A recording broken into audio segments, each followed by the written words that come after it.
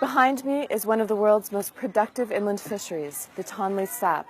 Replenished each year by the monsoon pulse of Southeast Asia, it is the heart of the Mekong river system and of Cambodia's very existence.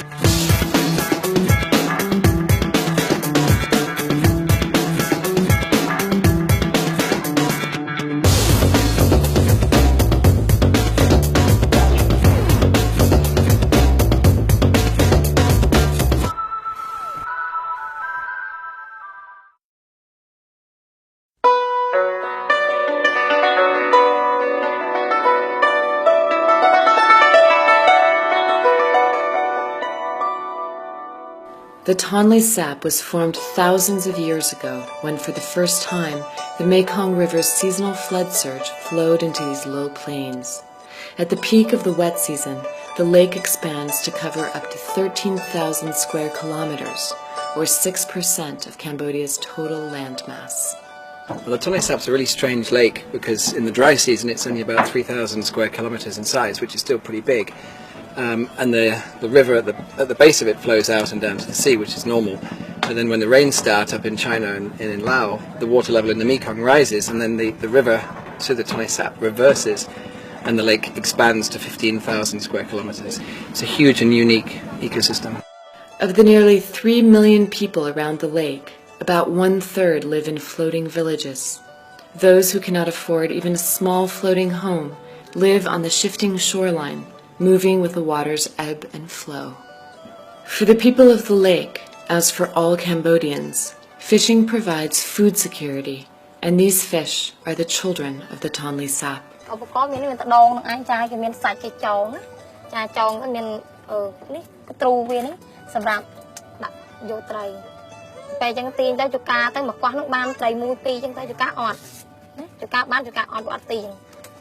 They rely almost entirely on the lake, on the fish for their protein needs.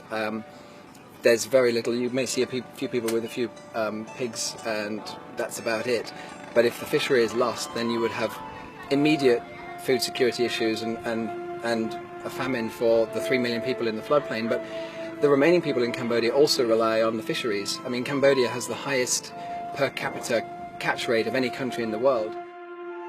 Nearly all of the 1,500 fish species in the Mekong Basin follow the river's seasonal pulse, migrating to flooded lands to spawn and rear young between July and September. It's all a very complicated ecosystem that has a sort of a strange double flow of the river and a rise and fall of the water levels.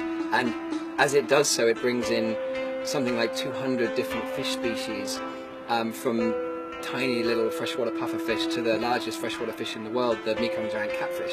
An incredible array of beautiful fish species, and one of the highest freshwater biodiversities in the world. But like so many of the world's natural wonders, the Tonle Sap is suffering critical strain from human exploitation and development.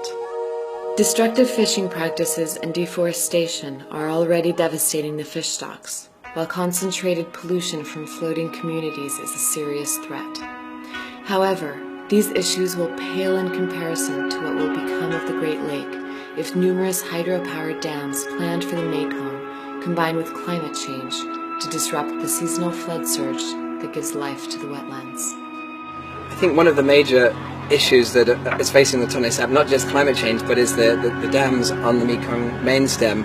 If that reduces the amount of water coming into the Tonle Sap so it doesn't expand to as large of a size, then there's less habitat for the fish to be able to move into to feed, and it also leads to the population collapse of the fishery.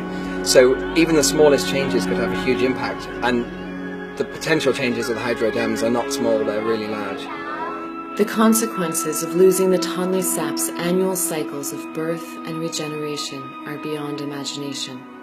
Those most vulnerable to starvation would be even worse off than they are now, and the planet would lose a priceless natural treasure. At this exact moment, the Mekong is at the moment minimally impacted by development, and over the next decade or two, we're seeing potentially a huge increase in development in this area.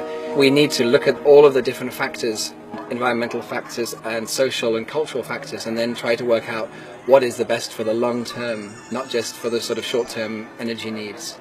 ចាភ័យដែរគីឡូថាអនាគតមុខបនេសាទនេះគឺថាបើសិនជាទៀតទៅត្រីវាចិត្តតែតបស្អយទៅភ័យដែរមិននឹងគាត់ថាមានយើងអត់មានដើមទុនអត់មានមុខរបរអីប្រែណាចាមិនដឹងថាគិតប្រែទៅរកមុខរបរអីវិញចាហើយយើងមានតែមួយមុខតែពេលអនាគតទៅមិនដឹងថាយ៉ាងម៉េចដែរនេះមិនតាន់ហ៊ានសន្និដ្ឋានឡើយណាចា Standing in this remarkable place, I'm reminded of how central water is for the lives of the world's poorest people, and how when we protect our water resources, we provide for those who have so little.